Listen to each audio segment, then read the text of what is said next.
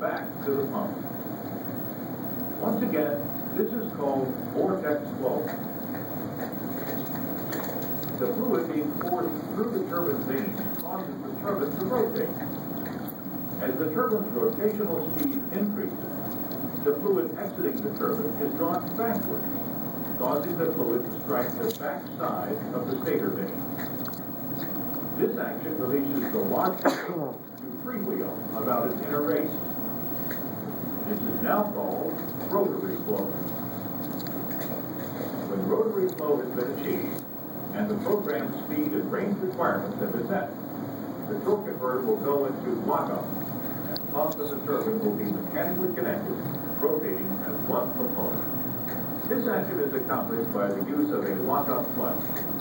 The lockup clutch consists of a backing plate located directly in front of the turbine.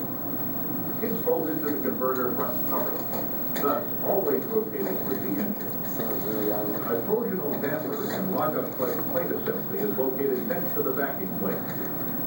It's splined directly to the turbine, thus always rotating at turbine speed. Then there's the lockup clutch piston. It's splined to the converter front cover, so it also rotates at engine speed.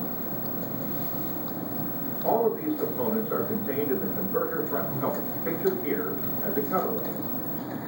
This shows how the lockup clutch operates. The front cover bolts directly to the converter pump and is physically attached to the engine. As you see, the rotation of the front cover, the lockup piston, the backing plate, and the converter pump have no mechanical effect on the turbine and lockup clutch plate.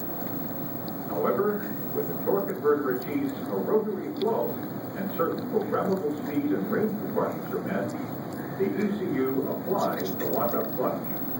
This is accomplished by forcing hydraulic fluid between the front cover and the lockup clutch piston.